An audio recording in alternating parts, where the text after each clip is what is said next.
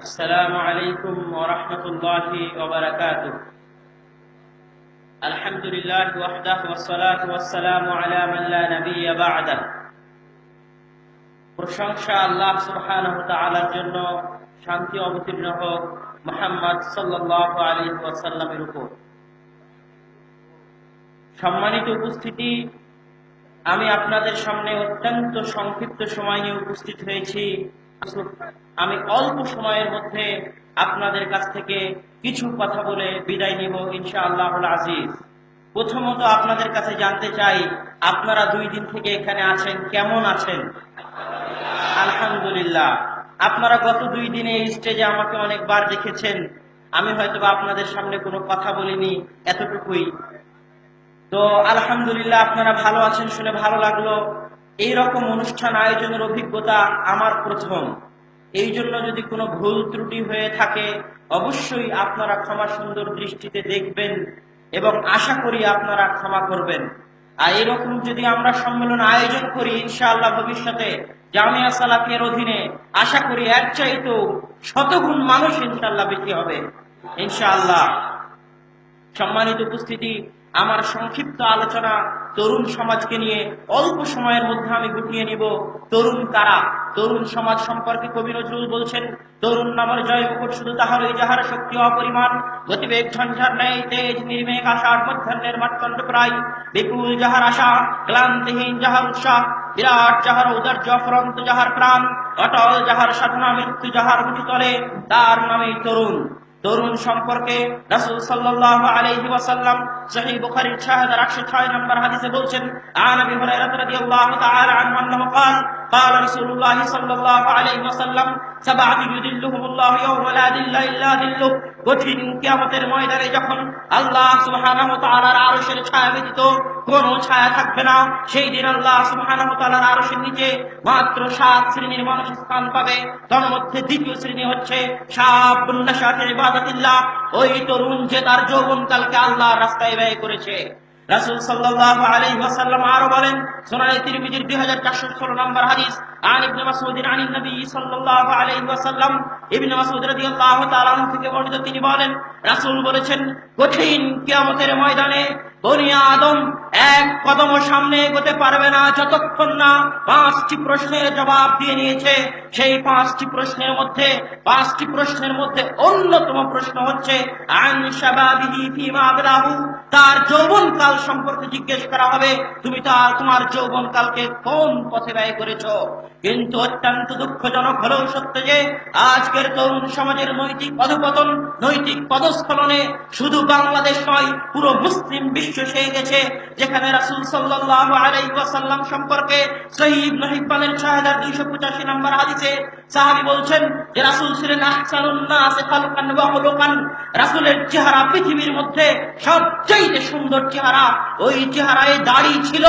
রাসূল সাল্লাল্লাহু আলাইহি ওয়াসাল্লাম মুসনাদ আহমদ 5135 নম্বর হাদিসে বলছেন, উফুল লিহা, তোমরা দাড়িকে লম্বা করো।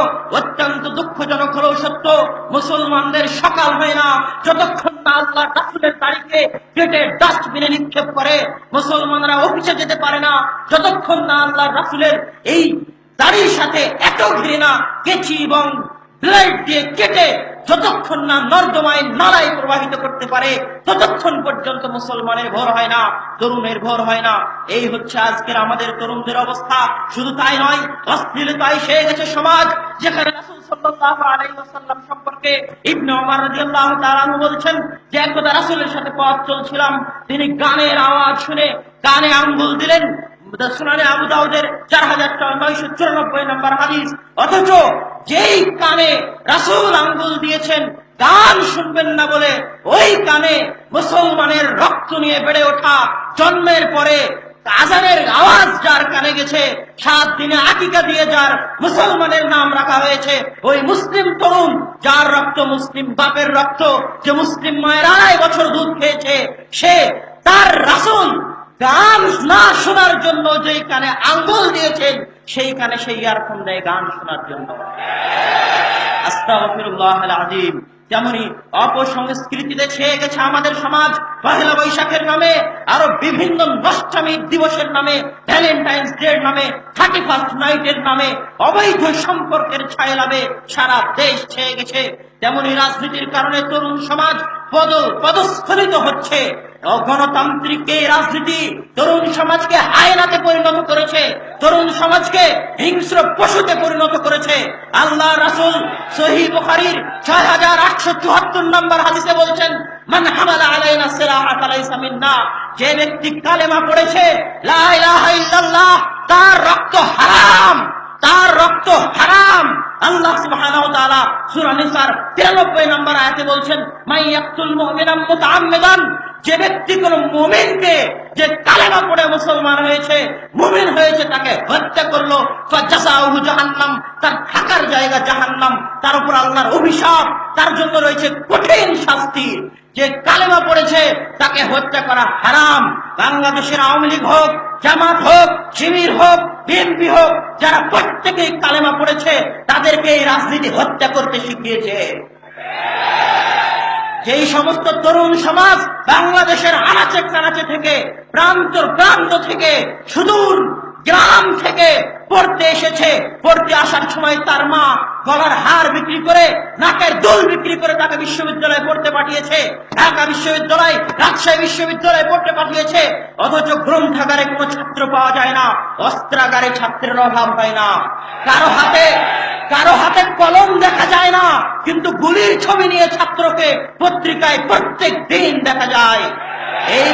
এই বিশ্ববিদ্যালয়গুলো, এই গণতান্ত্রিক রাজনীতি তরুণ সমাজকে মানুষ না বানিয়ে পশুতে পরিণত করেছে। সম্মানিত উপস্থিতি, তেমনি যৌথ শিক্ষা, ছেলে মেয়ের একত্রে শিক্ষা তরুণ সমাজকে নৈতিকভাবে পদস্খলিত করেছে। 1994 সালে ঢাকা বিশ্ববিদ্যালয়ে এই একসাথে যৌথ শিক্ষার কারণে ধর্ষণের সেঞ্চুরি পর্যন্ত উদযাপন হয়েছে।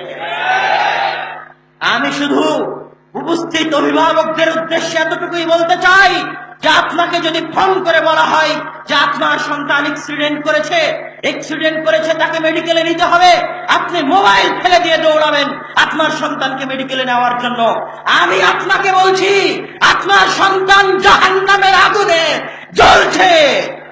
কু আনফুসাকুম ওয়া আহলিকুম নারা, আপনার সন্তানকে জাহান্নামের আগুন থেকে বাঁচান। আপনার সন্তান রাজনীতির নামে, অশ্লীলতার নামে জাহান্নামের আগুনে জ্বলছে। আপনি যদি সত্যিকার পিতা হন, আপনার সন্তানকে ভালোবেসে থাকেন, তাহলে আপনার সন্তানকে জাহান্নামের আগুন থেকে বাঁচান। সম্মানিত উপস্থিতি, আমি বলেছি অত্যন্ত সংক্ষিপ্ত আলোচনা করব। অনেক বড় বড় ওলামায়ে কেরাম আছেন। আমি আমার আলোচনার শেষের দিকে অভিভাবকদের প্রতি এতটুকুই অনুরোধ, আপনি আপনার সন্তানকে জাহান্নামের আগুন থেকে বাঁচান। আর তরুণদের প্রতি 3-4টে অনুরোধ করে আমি আমার বক্তব্যের ইতি টানবো ইনশাআল্লাহুল আজিজ। তরুণদের জন্য প্রথমত আমার পক্ষ থেকে অনুরোধ থাকবে যে তরুণ সমাজের তরুণ, হে তরুণ, তোমার প্রতি ফোঁটা রক্ত, তোমার প্রতিটি সেকেন্ড আল্লাহ সুবহানাহু ওয়া তাআলার দেয়া আমানত। দুনিয়ার কোন ব্যক্তি, দুনিয়ার কোন মতবাদ, দুনিয়ার কোন তন্ত্র, দুনিয়ার কোন মন্ত্রকে প্রতিষ্ঠা করার জন্য তোমার জন্ম হয়নি।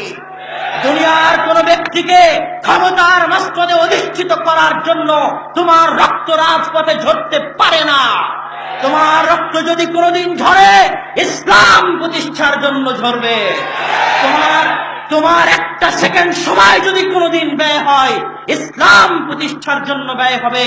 তরুণ সমাজের প্রতি এই অনুরোধ রেখে, এই দাবি রেখে আমি আমার সংক্ষিপ্ত আলোচনা এখানেই শেষ করছি। ওয়া আখিরু দাওয়ানা আনিল হামদুলিল্লাহি রাব্বিল আলামিন।